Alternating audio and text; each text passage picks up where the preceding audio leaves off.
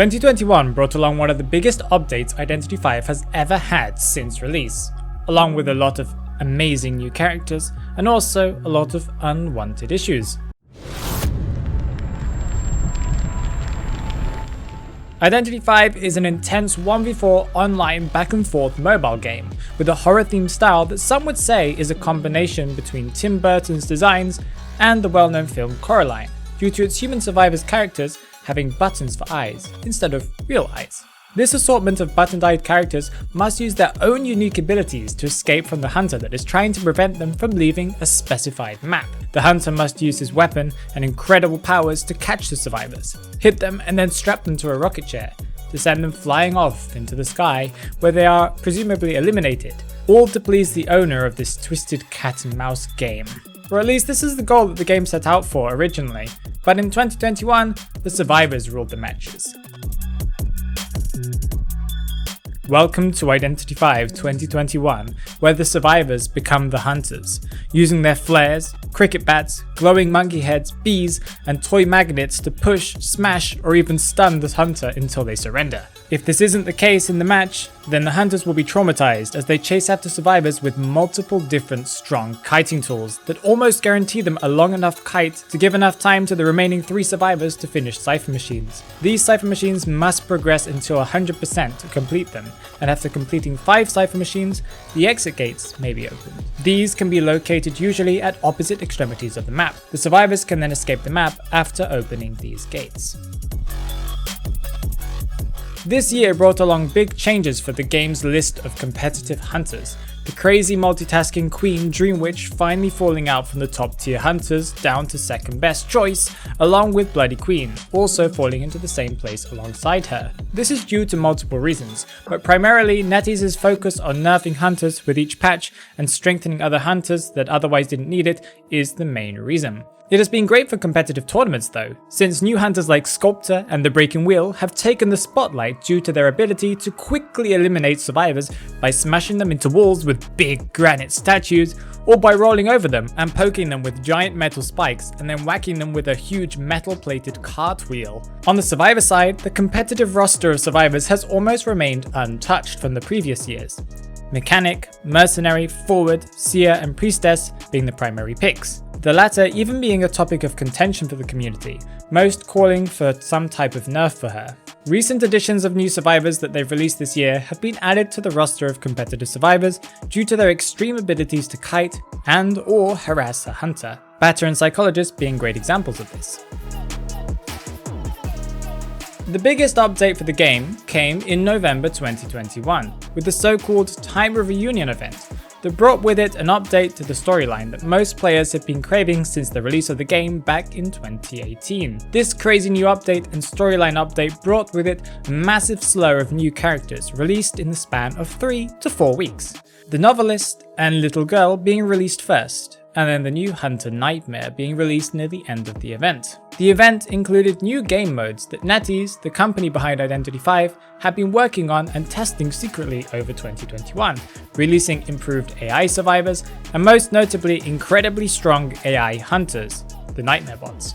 That was a testing ground for the Time of Reunion event, where survivors had to escape from an AI-controlled Nightmare Hunter. This having increasing difficulties all the way from easy to madness, or even the last one that is deception. All of these different increasing difficulties must be completed on their newest map edition, Dark Woods.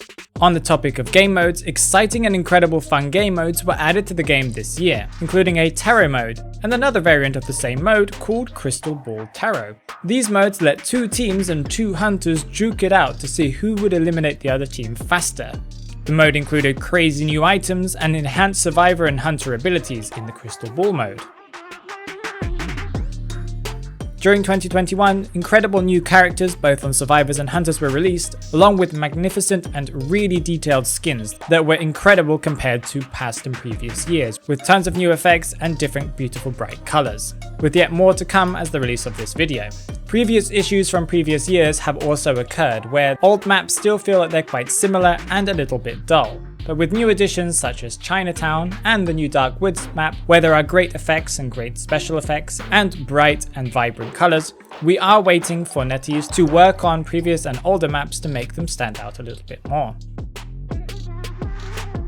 There have been some questionable choices made by the company behind the game, one of the most recent ones being the release of the new character, the Wax Artist, and his questionable ability skill set, is the best way to put it, and the ever-increasing decoding ability of survivors that have led matches to become much shorter, reaching up to 4 minutes now, compared to previous years where 6 minutes would have been the average, at least on my end.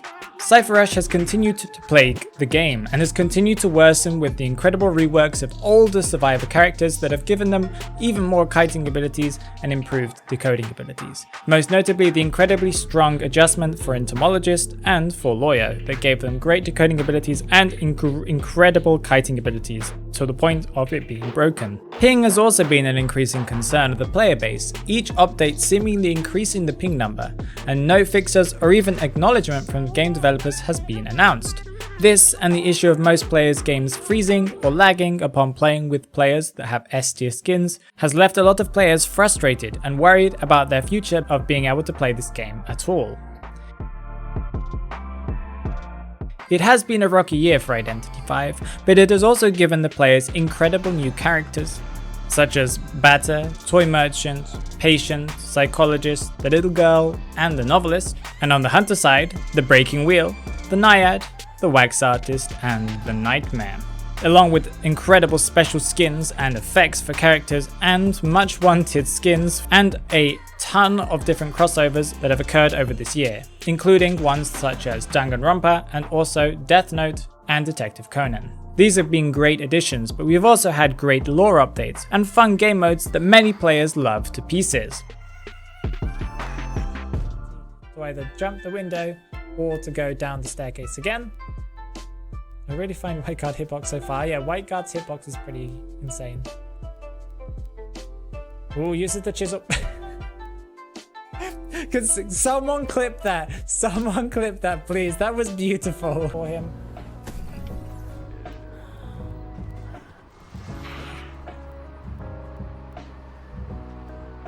What?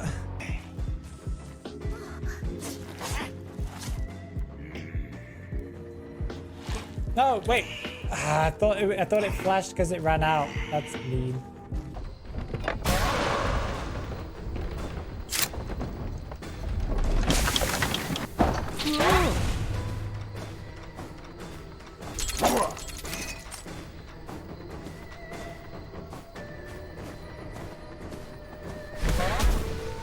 If you want to improve as a hunter, but you can't seem to work out what you're doing wrong, then you should watch this video here.